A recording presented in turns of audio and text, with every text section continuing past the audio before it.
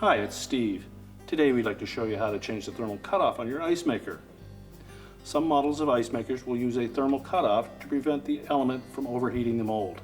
It's a really easy job to change. Let me show you how we do it. Now, to do this repair, first of all we'll need to remove the ice bin. So just lift up on it, pull it completely out of the freezer and set it aside. And next we'll need to remove the ice maker as well. And it is held in place with two 1/4-inch hex head screws that go through the side of the mounting brackets and attach it to the left-hand wall of the freezer. Once we've removed those or loosened those screws, we can then lift it up, tilt it out of the way, and disconnect the wire harness. So just loosen these two screws on the side here. You have to feel your way around until you can fit the nut driver over the head of the screw. And it's not essential that you remove them as long as you loosen them a fair bit.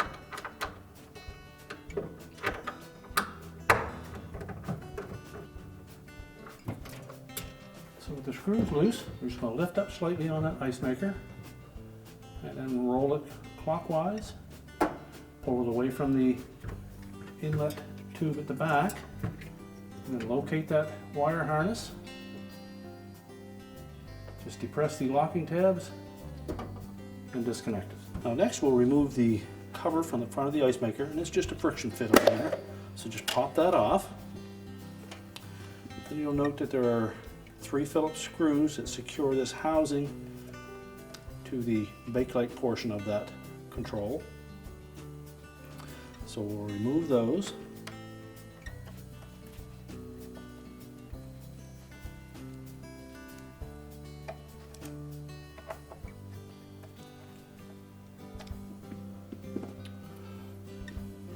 And now as we pull that metal plate away, you'll note that the bail arm goes through the back of the bakelite portion and pivots here in the front.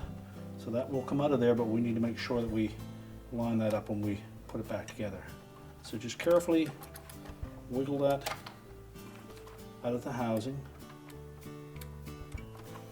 We'll also disengage the ejector arm and just move that enough that we can access the thermal cutoff, which is located right down in here. So to remove that, we're going to take 2 Phillips screws out. And they're a fairly small screw, so you'll need a number 1 head Phillips screwdriver.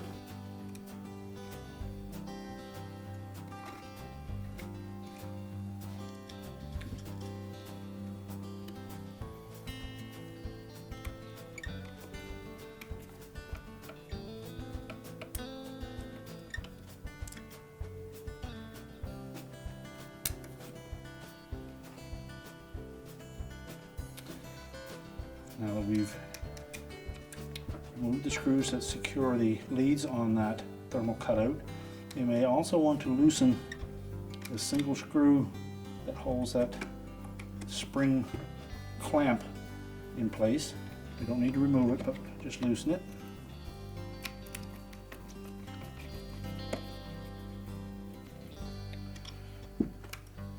And that should allow us to pull that thermal cutout out from underneath that spring clamp. We can discard the old one, and we'll just carefully bend those leads enough that we can tuck that in underneath that clamp and just hold it in place and then retighten that screw.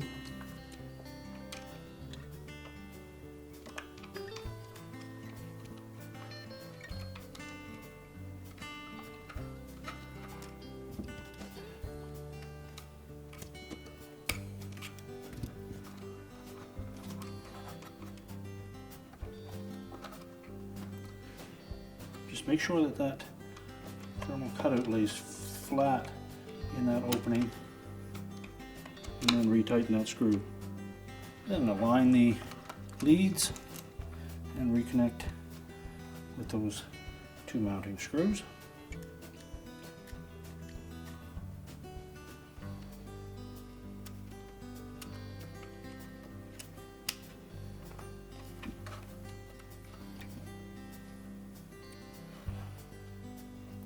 Now there is a brown wire that goes to the motor, a large black wire that comes from the heater, and then the opposite lead for that thermal cutout that all go together.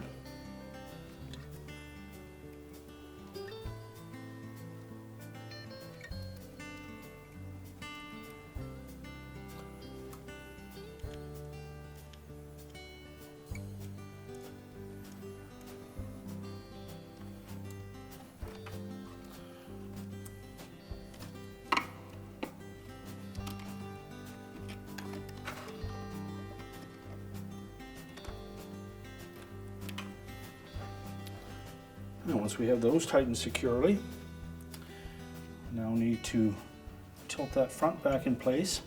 And as we mentioned earlier, make sure that this spring stays inside the housing and that we line up the end of that bail arm with the opening on that metal front plate. As well, we'll need to line up the shaft of the ejector arm. You'll note that it is a D-shaped shaft. And we need to line that up with the drive lug at the front.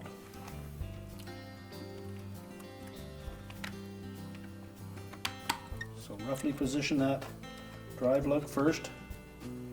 And you can just rotate that ejector arm until it slides into place. Line up the bail arm. Make sure it protrudes through. And then we should be able to easily squeeze that cover back into place. We'll then secure it with the mounting screws.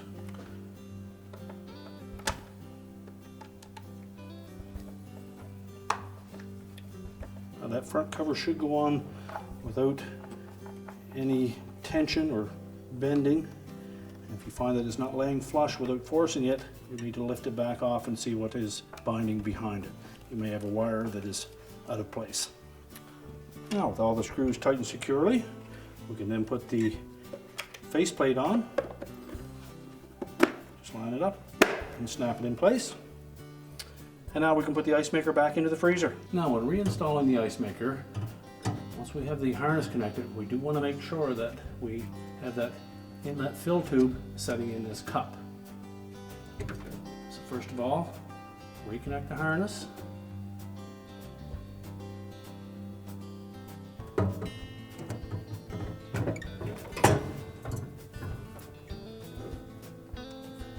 Make sure the locking tabs engage on both sides.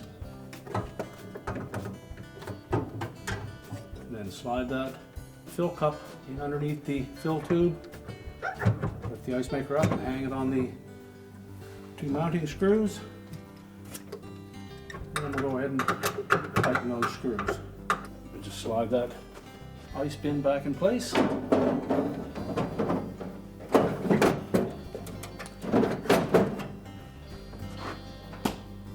And our repair is complete.